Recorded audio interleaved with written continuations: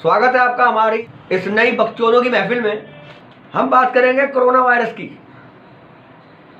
दुनिया भर के सारे वैज्ञानिक इस टाइम चाइना के पीछे पड़े हुए हैं और ये पूछ रहे हैं कि भाई अगर ये वायरस तूने खुद बनाया है तो हमें बता दे, ताकि हम इसका कोई तोड़ निकाल सकें।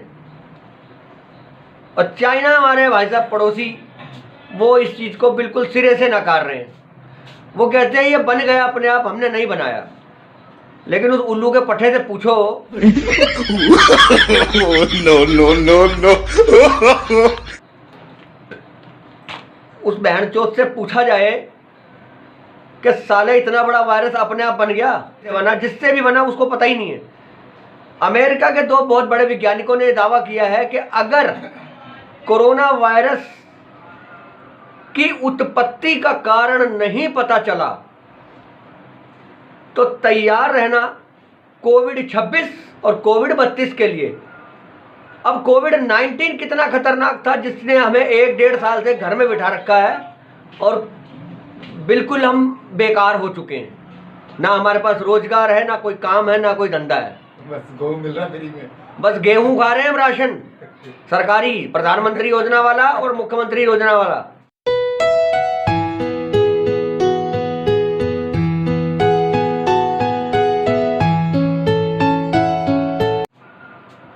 और हमें कुछ नहीं मिल रहा, बाकी जिंदगी झंडू बाम हो चुकी है। साफ मुझे तो लगता है आने वाले दिन में हमारी जिंदगी और ऐसी हो जाएगी। ये देखो। हाय, मैं तुमसे कुछ कहना चाहता हूँ। हाँ बोलो। हाँ भू भी जा झा बाजू भी भू भी भा। अरे यार भू भगवा भू को झू। मगर चाइना है कि वो बिल्कुल भी मान के राजी नहीं है कि ये वायरस मैंने बनाया है। मगर बड़े बड़े वैज्ञानिकों का यह दावा है कि चाइना अपनी वुहान शहर की लैब के अंदर एक ऐसा जैविक हथियार बना रहा था जिसके अंदर वो इस वायरस का इस्तेमाल करने वाला था।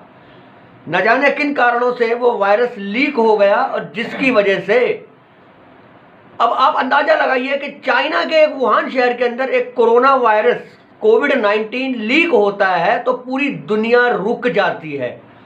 पूरी दुनिया रुक जाती है। अगर कहीं वो उस हथियार का इस्तेमाल करता तो हम अपने घरों में ही मर जाते। उसको हमारे ऊपर गोलीबारी करने का कोई मतलब नहीं था, कोई जरूरत नहीं पड़ती उसको। हम आज भी मर रहे हैं और कई लोग मर चुके हैं और कई लोग मरने वाले हैं। अमेरिका के वैज्ञानिकों ने दावा किया है और पुख्ता सबूत मिले हैं कि यह वायरस चाइना में खुद बनाया गया है। ठीक उसी तरह जैसे हम किसी बच्चे को ये समझाते हैं ना कि बेटे ये चिज्जी आपने तोड़ी, क्यों? बच्चा कहता है नहीं। हम कहते हैं नहीं बेटा, अगर आपने तोड़ी है तो सॉरी बोल दो, कोई बात नहीं, हम आपको कुछ नहीं कहेंगे। मगर चाइना जानता है कि अगर मैंने इस चीज को एक्सेप्ट किया, अगर मैंने इस चीज को एक्सेप्ट किया कि भाई ये चीज मैंने बनाई है, तो चाइना को पता है कि मेरी क्या हालत करने वाली है दुनिया। मगर वैज्ञानिक ये कहते हैं कि अगर इसकी उत्पत्ति का कारण हमें पता चल जाए तो हम आने वाली आपदाओं को, आने वाले बड़े खतरे को टाल सकते हैं। मगर उसको ये लग रहा है कि कहीं मैंने एक्सेप्ट किया तो ऐसा ना हो ये मेरा ही पप्पू पास कर दे। और ये तो डेफिनेटली है, क्योंकि गलती करनी है, छोटी गलती नहीं है, ये बहुत बड़ी गलती करी है, गुनाह किया है, गुनाह। पूरी दुनिया रुक गई है, पूरी दुनिया। क्या करते हैं आज हम? क्या है जिंदगी, क्या टारगेट है? बच्चों की पढ़ाइयां बंद पड़ी हैं, फैक्ट्रियां, नौकरियां, कारोबार, रोजगार सब बंद पड़े हैं। क्या फ्यूचर है हमारा, समझ नहीं आ रही कुछ। अपने घरों में कैद होके बैठे हम, बिल्कुल कैद होके बैठ गए हम अपने घरों में। कुछ समझ नहीं आ रहा आगे होगा क्या। एक त्योहार की तरह हो गया ये कोरोना वायरस। 5-6 महीने हम काम करते हैं, फिर बाकी के 3-4 महीने हम घर में बैठ के खाते हैं। मसाला डोसा क्या इसीलिए पैदा हुए थे हम? यही था हमारे जीवन का उद्देश्य। इस कोरोना वायरस ने कईयों की जिंदगी बिल्कुल बद से बदतर कर दी है और कईयों को तो मैं देखता हूं मौज मस्ती मार रहे हैं। कई लोग बहुत ऊपर तक चले गए हैं। हम कहाँ पहुंचे हैं? हम कहीं नहीं पहुंचे।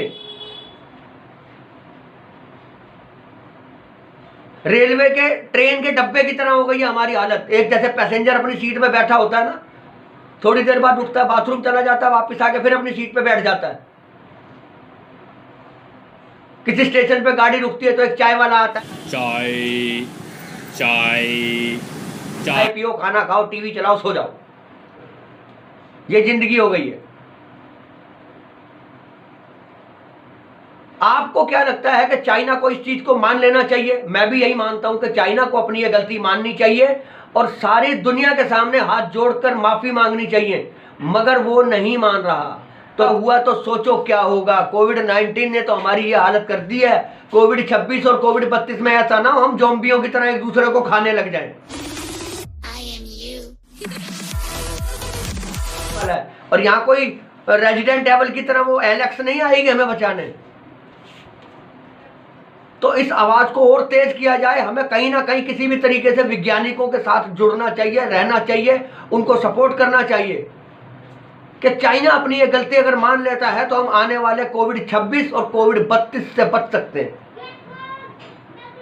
आपकी क्या राय है इस बारे में मुझे प्लीज जरूर बताइएगा। और अगर आपको मेरी बातें और मेरे वीडियो अच्छा लगा हो तो प्लीज सब्सक्राइब, शेयर, कमेंट और वो घंटा दबाना मत भूलें, इससे पहले कि बुंड फट के हाथ में आ जाए। धन्यवाद।